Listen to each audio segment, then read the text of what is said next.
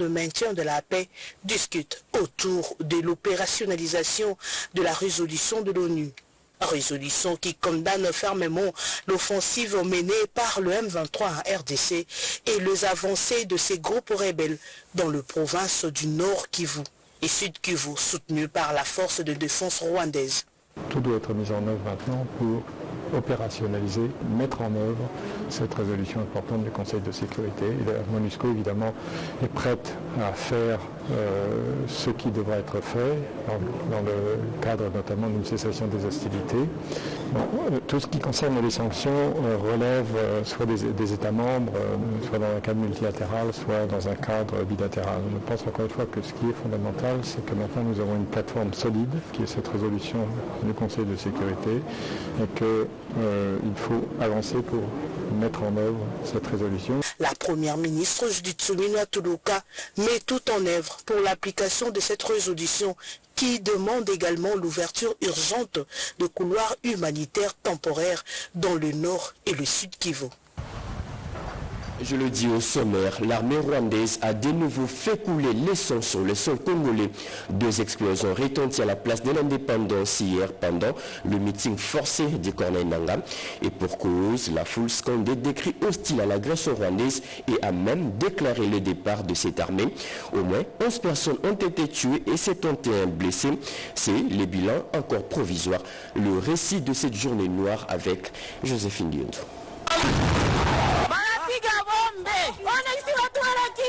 C'est devenu une tradition à chaque meeting des agresseurs de la RDC qui se nourrissent du sang. Ce jeudi encore, Corneille Nangaa a de nouveau sacrifié des innocents à Bukavu pendant son meeting.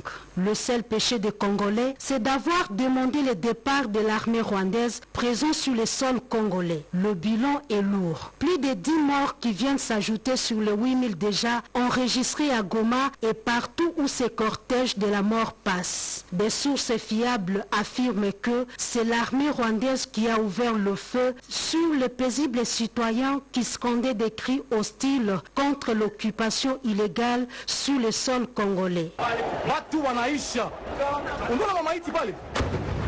C'est le lot quotidien des patriotes qui vivent dans les localités sous occupation des agresseurs. Et ces communiqués du président de la République, Félix-Antoine Tshisekedi, a appris avec peine la mort de plusieurs compatriotes suite à une explosion qui a eu lieu lors d'un meeting forcé hier jeudi à la place de l'Indépendance à Bukavu dans la province du Sud Kivu. Le chef de l'État exprime sa solidarité avec les victimes et présente ses sincères condoléances aux familles éplorées et leur exprime toute sa compassion. Le président Félix-Antoine Tshisekedi condamne fermement cet acte terroriste odieux qui a été perpétré par une armée étrangère présente illégalement sur le sol congolais. Et justement, concernant ces drames des plus dans le Sud Kivu, les élus nationaux du Nord et Sud Kivu, Maniema et Ituri, montent au créneau. Ils condamnent non seulement ces tueries, mais aussi l'enrôlement forcé des mineurs dans les forces armées rwandaises et leurs supplétifs, comme nous dit Anim Balaka dans ce reportage.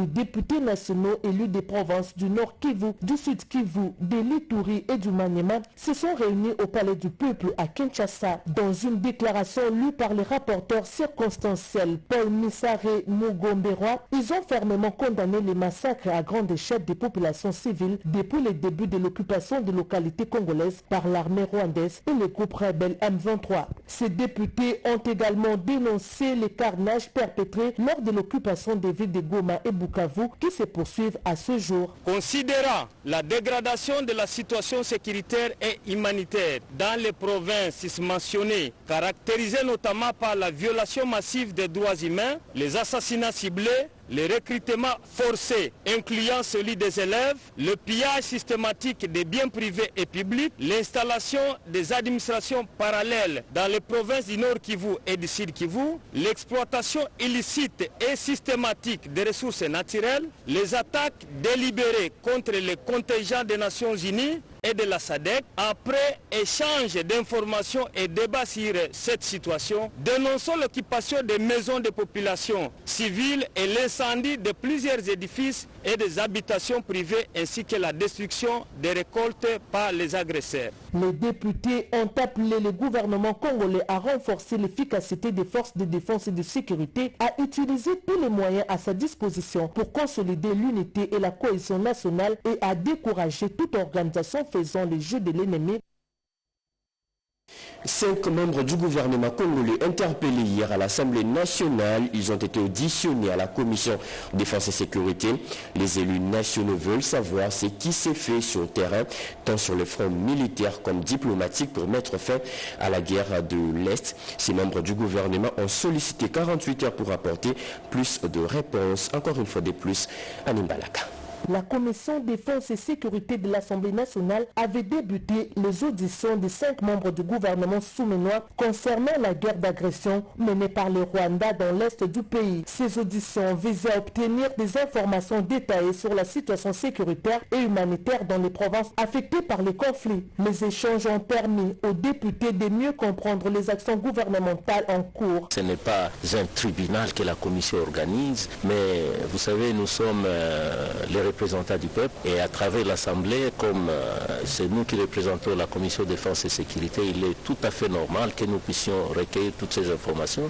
La commission défense et sécurité a souligné l'urgence de mettre fin à cette guerre et a instauré un contrôle permanent de l'action gouvernementale face à la dégradation de la situation sécuritaire dans cette partie de la République. Elle soutient également les initiatives diplomatiques entreprises par le président Félix Antoine Tshisekedi Tshilombo pour établir une paix durable dans la région. Ces auditions seront conclues le samedi 1er mars 2025 par les réponses des membres du gouvernement aux préoccupations soulevées par les députés. Et justement, par rapport à ces drames du Nord Kivu, un communiqué de FARDC, les forces armées de la République informent l'opinion nationale et internationale de la perpétration ce jeudi, le jeudi 27 février, à Bukavu, Sud Kivu, par l'armée rwandaise et les terroristes de l'AFC M23. Dans leur folie meurtrière, ces terroristes ont ouvert le feu et tiré des roquettes et des grenades sur des populations civiles qui ont réclamé le départ de l'armée rwandaise lors du meeting de Corneille Nangaa. Les forces armées de la RDC présentent leurs condoléances et compassion aux familles éprouvées et condamnent fermement cet acte odieux posé par une race sanguinaire qui n'hésite pas à s'aimer la mort et la désolation dans la population. Ce communiqué a été signé par le porte-parole des forces armées, Sylvain Ekenge. Le commandant de toutes les unités de l'armée nationale était autour du vice-premier ministre en charge de la défense, Guy Kabombo Mwadianvita, a donné des nouvelles directives liées à la défense nationale. Il les a aussi remis les textes légaux du commandement militaire. Sandra Nyank et Juresto Fouch nous en disent un peu plus. Au cours de cette réunion de travail avec les officiers militaires des différentes unités de l'armée congolaise, le vice-premier ministre, ministre de la Défense nationale et des anciens combattants, Guy Kabombo Mwadianvita, a donné les directives ministérielles permanentes sur la gestion des FARDC au sein de leurs différentes unités. Ces directives sont consécutives aux échanges avec les différents responsables des structures de commandement et aux itinéraires dans les garnisons pour que celles-ci répondent valablement dans les normes à l'ambition du commandant suprême des forces armées, Félix Antoine Tshisekedi Tshilombo, chef de l'État, aux menaces auxquelles fait face la République démocratique du Congo. À cette occasion, le VPM de la Défense nationale et des anciens combattants a appelé ses officiers généraux à mettre en application tous les textes légaux et réglementaires relatifs à la défense nationale. Ces documents ne sont pas rangés dans les tiroirs, mais doivent vous guider dans la prise de décision de manière sensée, ordonnée et cohérente. Vous avez donc l'obligation de les dupliquer pour vos différentes unités subordonnées. Voilà nos bibles que nous devons suivre sous les yeux. Et cela va de tous d'être respectés. signalant que ces directives ministérielles permanentes se rapportent au recrutement au sein des forces armées de la République démocratique du Congo, à l'orientation, à la formation, à l'acquisition des approvisionnements, à l'entraînement militaire, à l'organisation et à la pratique des activités physiques et sportives, à la gestion des ressources humaines, au catalogue des emplois au sein des FARDC, au signalement, à l'avancement en grade et enfin au dégagement au sein des FARDC. Il n'y avait pas d'entrée, pas de sortie dans la nuit du mercredi au jeudi dernier au camp Lufungula et au camp Kabila. Ces camps, pointés du doigt comme siège de criminels, ont été complètement bouclés par les éléments de la 14e région militaire. Bilan de l'opération, arrestation de 250 personnes, des saisies, des chiffres de machettes. Ces malfrats ont été présentés au vice-premier ministre en charge de l'Intérieur, Jacques Men Chabani. Bobo Anam Mokondi était sur place. 245, c'est le nombre de bandits urbains appelés Kuluna qui vient de tomber dans les filets de la police nationale congolaise. C'est 27 février 2025. Un coup de filet de l'opération ciblée de bouclage sous la supervision du commandant de la ville-province Kinshasa, Blaise Kilimbalimba, en collaboration avec la 14e région militaire, unité d'appui aux opérations sous l'initiative du vice-premier ministre, ministre de l'Intérieur et Sécurité, Maître Jacques Chabani. Ces présumés Kuluna appréhendés par la police nationale congolaise dans la nuit du mercredi au jeudi ont été présentés au patron de la sécurité et de la territoriale avant leur transfert dans quelques cachots de la police, en attendant la fixation des audiences foraines par la cour des tribunaux afin de leur permettre de présenter leurs moyens de défense, ce qui va déterminer leur inculpation ou l'acquittement, signalant que sur les lots de 2600 arrêtés dans la première phase de l'opération Dobo, plus de 600 sont déjà condamnés et parmi eux, 300 ont été transférés à la prison de Luzumu dans la province du Congo central. L'opposant congolais Martin Fayoulou défend la cohésion nationale pour faire face à l'agression rwandaise. Dans un message à la nation et dans un ton conciliant, le président national de l'ECD appelle aussi Corneille Nangaa à déposer les armes en faveur de la paix. Encore en faveur de la paix, comme nous dit Joséphine Yonto. Des voix s'élèvent de plus en plus contre l'agression que subit le pays. Cette situation amène plusieurs compatriotes à se ranger derrière la dynamique de la paix et la cohésion nationale. Selon Martin Fayoulou, la cohésion nationale est indispensable. Dans ces contextes d'extrême urgence, la cohésion nationale doit s'imposer comme notre priorité politique absolue. Une menace imminente qui met en péril notre souveraineté. Nous n'avons plus d'autre alternative. Il est temps de sauver notre nation, d'unir nos forces, de transcender nos divergences et de trouver une solution pour préserver les 2 345 410 km² de notre territoire. La cohésion nationale est le gage du développement, progrès du peuple congolais. Le président du Sénat séjourne dans le Haut-Katanga. Jean-Michel Samaloukonde est allé mobiliser, sensibiliser la population à se ranger derrière les forces armées de la RDC et le chef de l'État. Devant la représentation de toutes les couches sociales, il a aussi appelé à l'unité nationale. Janine Kalenga, bienvenue le Sala et Julien Kiana pour plus de précision. Accompagné du président de l'Assemblée nationale et du gouverneur du Haut-Katanga, le président du Sénat c'est un message fort à toute la population du Grand Katanga, à l'unité et à la cohésion nationale. Plus de 500 personnes représentant toutes les couches de la population étaient présentes à cette séance de sensibilisation. Cette guerre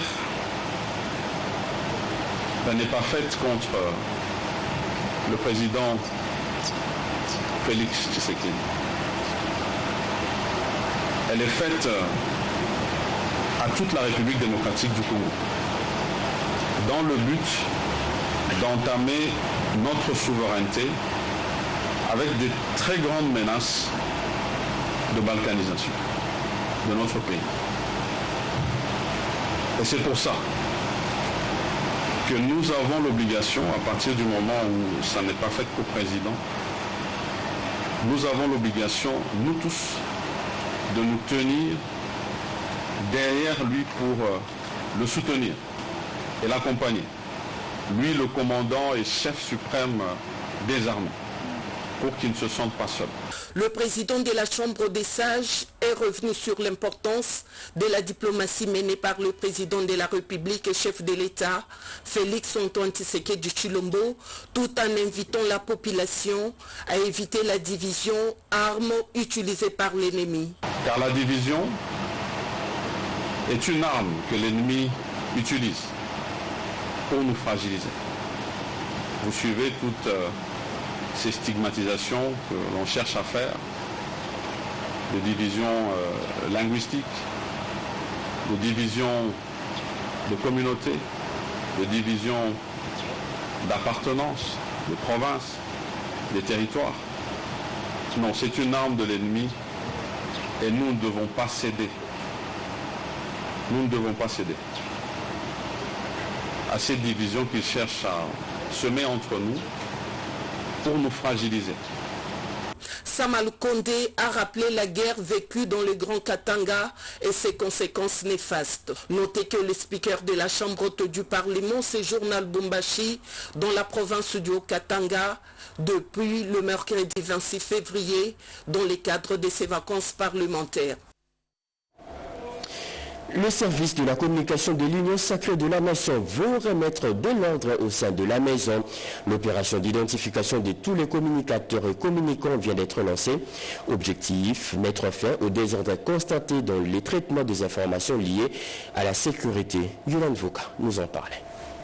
Pour une gestion efficiente et efficace de la communication en ces temps de conflits armés dans la partie orientale de la République démocratique du Congo, des orientations claires et précises venant des structures compétentes de la présidence de la République viennent d'être transmises aux communicateurs de la majorité. Tous les communicateurs devraient être répertoriés et identifiés.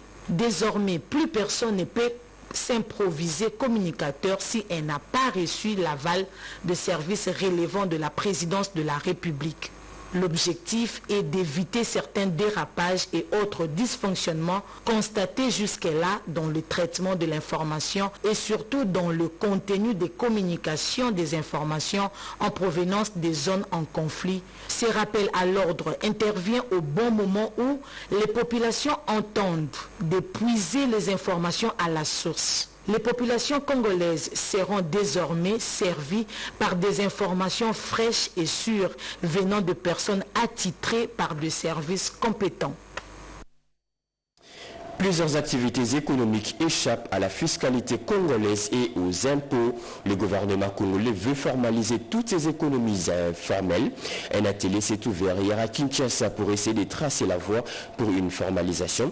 Le processus reste encore long, comme nous explique Guy Matuntu dans ce reportage. À Kinshasa, comme dans d'autres agglomérations du pays, plusieurs activités économiques se déroulent en dehors des régimes de réglementation et de fiscalité formelle. Ces activités ne sont pas déclarées aux autorités fiscales. Le ministère de l'économie vient de lever l'option de formaliser l'économie informelle qui échappe à la réglementation. Cette économie informelle pose des défis en matière de protection sociale, de régulation et de collecte de recettes fiscales. Pour le vice-premier ministre de l'économie Daniel Mukoko, le processus de lancement de la formalisation de l'économie informelle va contribuer à la croissance économique.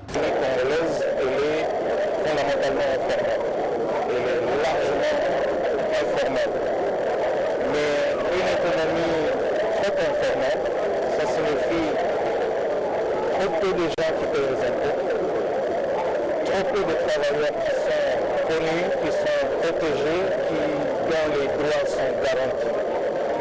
Donc, formaliser l'économie, ça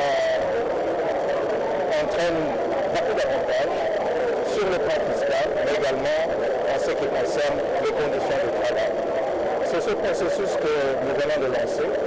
Ça va être un long processus. Vu l'étendue du pays, vu aussi le degré assez élevé de la formalité nationale. C'est le début d'un long processus qui va s'étendre dans les 26 provinces du pays où la réalité est la même. Tous les fidèles des églises du Réveil du Congo vont se rassembler demain 1er mars à l'esplanade du Palais du Peuple pour une prière en faveur du retour de la paix et l'unité nationale. L'appel a été lancé par le président de l'ERC, Ejiba Yamampia. On l'écoute au micro d'Héro Depanda. Congolaises et Congolais, nous sommes dans une période difficile dans notre pays, la guerre d'agression imposée par le Rwanda. Tous nous suivons ce qui se passe à Goma et à Bukavu. Voilà pourquoi, le 1er mars, ce samedi, nous sommes tous à l'esplanade du Palais du Peuple. Nous avons la prière pour la paix et l'unité nationale en vue de recouvrer notre intégrité territoriale. Nous vous invitons tous, par la même occasion, nous disons merci et nous saluons les mesures prises par l'Union européenne et la Commission européenne, par les Nations unies, les États-Unis, qui ont condamné et qui prévoient les sanctions contre le Rwanda. Nous, comme Congolais, cette affaire nous concerne. Venons nombreux à partir de 8 heures ce samedi.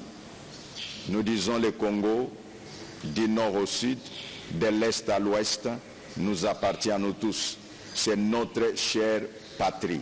Ezali Kambuyama Belé, que personne ne manque à ce rendez-vous, membres du gouvernement, députés et sénateurs, nos forces de sécurité, tous ceux que vous soyez de la fonction publique, le samedi, les élèves, les étudiants, tous convergents, un seul lieu, l'esplanade du Palais du Peuple. Plusieurs femmes entrepreneurs viennent de bénéficier d'un plan d'affaires et la promotion de l'entrepreneuriat à travers le projet Transfemme. Eh bien, la prochaine étape, c'est la vérification des informations récoltées et qui ont déjà abouti à la sélection de 7000 candidats sur les 40 000. Mireille Ndeki nous explique. Après avoir sélectionné les candidates bénéficiaires du concours du plan d'affaires et de la formation à la promotion sur l'entrepreneuriat par le projet Transforme de la Banque mondiale, l'heure est à la vérification des informations récoltées à travers le base de données dans plusieurs points d'enregistrement disséminés à travers la capitale. Une ronde effectuée par la chef d'antenne Kinshasa du projet Transforme. Nous avions voulu que chacun se retrouve dans ce que nous faisons. Nous avions appliqué un quota pour que chaque structure ait au moins quelques-unes des femmes membres de sa structure dans ce projet de la formation FIP et de la subvention Transforme. Que lorsque nous avons appliqué les critères et puis la stratégie de quota, nous sommes arrivés au résultat que vous voyez. Sur près de 40 000 candidatures reçues, seulement près de 7 000 ont été sélectionnées, et ce après avoir répondu au profil voulu. Ces femmes bénéficieront dès le début du mois prochain d'une série de formations avec des modules différents dispensés dans plusieurs langues pour une meilleure compréhension. Nous sommes en train de mobiliser d'abord ces femmes, voir si leurs coordonnées actuelles correspondent à leur profil déjà enregistré dans les serveurs de Transforme. Initiative louée par ces femmes entrepreneurs soucieuses d'être accompagnées pour accroître leur business. L'État congolais nous a facilité afin que les femmes entrepreneurs soient battues. Malheureux de constater que lors de cette opération, plusieurs cas de mafia ont été soulevés, notamment les fausses cartes d'identité. Transforme interpelle ainsi les responsables des structures de bien veiller au profil de chaque candidate. Et pour finir, ouverture hier d'un atelier d'immersion des membres de la cellule technique de lutte contre la corruption en RDC. Pendant plusieurs jours, les participants vont renforcer leur capacité sur les mécanismes de lutte contre la corruption et l'impunité. Regardez. Aussitôt installé comme patron de la cellule technique de lutte contre la corruption, un service au sein du ministère de la Justice, Maître Kitenye Mpeji, lui qui s'est engagé à stopper les détournements en RDC, a aussitôt conduit son personnel au cours d'une session de renforcement des capacités afin que ces derniers intègrent dans l'exercice de leurs fonctions les notions générales sur la corruption. Et cela doit passer par le respect de certaines valeurs puissant bouclier contre la corruption. Nous devons apprendre à intégrer les notions de la sincérité, de l'honnêteté et de la responsabilité dans la gestion de la chose publique ou des biens publics, afin d'attirer les investisseurs, afin d'accroître notre budget. Entre-temps, la cellule technique de lutte contre la corruption qui bénéficie de l'expertise du PNUD dans ce domaine a révélé aussi les axes prioritaires pour décourager les détourneurs des deniers publics. Les stratégies de la prévention, de la détection et de l'investigation, les stratégies de la répression, pour commencer à traquer tous les corrupteurs. À l'issue des travaux, le numéro 1 de la CTLC dit vouloir intégrer la politique de digitalisation par la bancarisation pour la canalisation des recettes de l'État congolais. C'est fini pour ce journal de 7h. Mesdames et messieurs, ce journal a été coordonné par Guy Matundu, réalisé par Mami Tabangoulou, Papi Shingenamao. La partie technique a été assurée par Alain Galia Amomouti. Papi Voulé, merci de nous avoir suivis. Prochain rendez-vous de l'actualité, c'est à 13h30 avec Robert Ndayechi Sessé. Merci de nous avoir suivis. Bon début de week-end à toutes et à tous. Au revoir.